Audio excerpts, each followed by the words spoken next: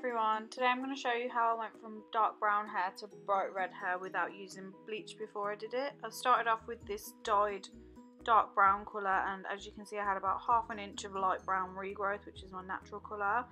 I did use a hair colour remover. This one was by Provoke. I forgot to film this process though, but this was after having it on for about 15 minutes. This stuff absolutely stinks, but this is the result I've got.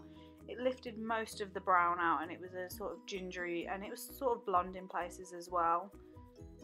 And then this is what I used. It's the Loreal Majicontrast in red, but this one's in a different language. I don't know why.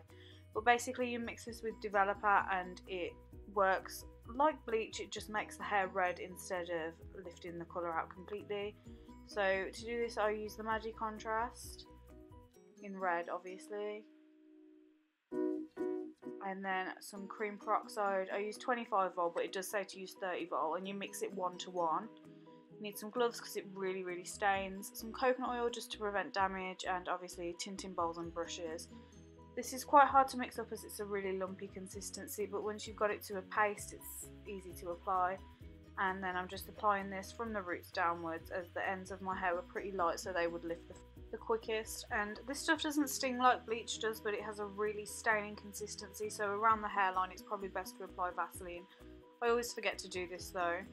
You have to work pretty quickly with this because like bleach it does work quite quickly and you don't want it to be uneven. Although with the colour being so vivid and bright it does go pretty even no matter how long you leave it. It says to leave it 15 minutes under heat, but I never ever use heat with it. Because my hair was so light and so porous, it really didn't take 15 minutes either. I'd say I left it on for about 10 minutes before washing it out.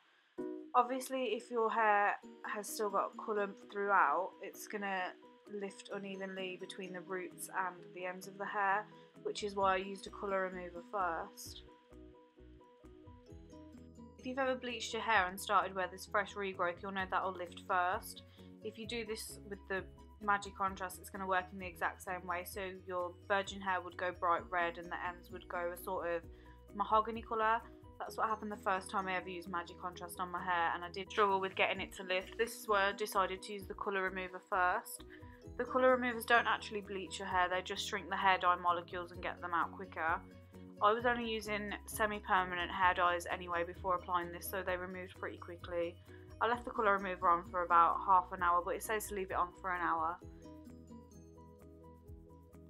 You can use most volume developers. If you were using this just to colour your regrowth, you could use 10 or 20 developer. I used 40 the first time I ever dyed my hair red, as I really wanted it to lift quickly, but like I said, I did it on previously dyed hair. At this point, when you're getting close to finishing all of your hair, you just want to be massaging it through to make sure you've covered it easily. Unlike bleach, this does go a lot further. With most bleachers they swell and they're hard to work with, but this does go quite far. You can actually rub it through your hair and it starts to cover all of it if you've not got it. I try to make sure I do neat partings though, to make sure I cover all the roots.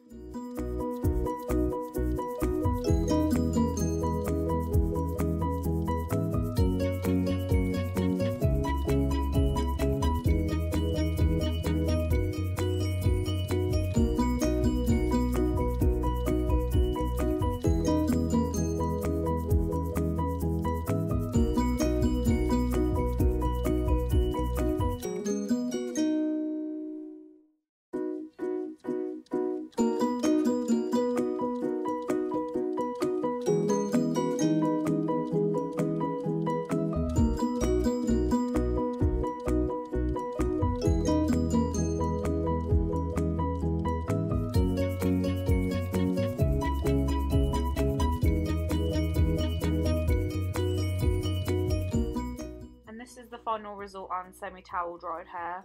It's a really vivid bright red, but obviously this fades with washes. It doesn't stay this bright forever, and in fact after 1 or 2 washes you'll realise it's not as bright as it was to begin with. To tackle this issue I always make myself a colour depositing conditioner, and basically to do this I use semi-permanent hair dyes. This brand is called Adore, and I use Intense Red and Crimson, and then a deep conditioning treatment. This is the Garnier Honey Treasures one, and then I'll just mix this into the empty bottle with the colours. Started off by using a layer of crimson and then a layer of the conditioner. I find if you layer the colour and the conditioner, it mixes a lot better. I've made these before and put the conditioner in first, and the conditioner is just stuck at the bottom and it's not really gone throughout the colour.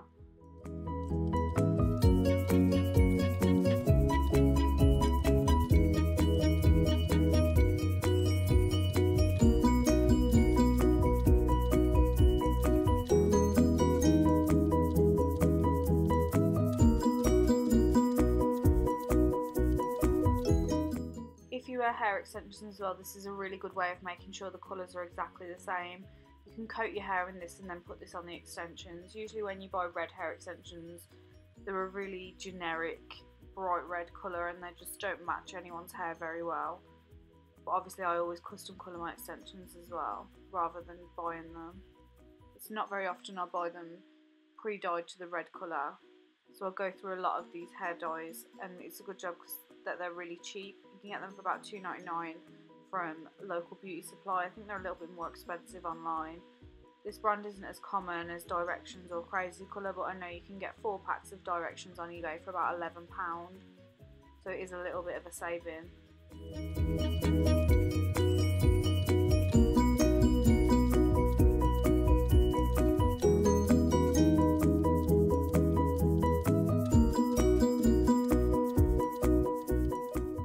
I found it much cleaner when applying it to use a pump bottle than using a squeezy bottle. This is just an old hand wash that I've emptied and cleaned out and then took the label off. You have to give the bottle a good shake just to make sure it's even throughout. It still looks a little bit thick around the bottom, but it will go throughout time, and this is the final result. Thanks for watching.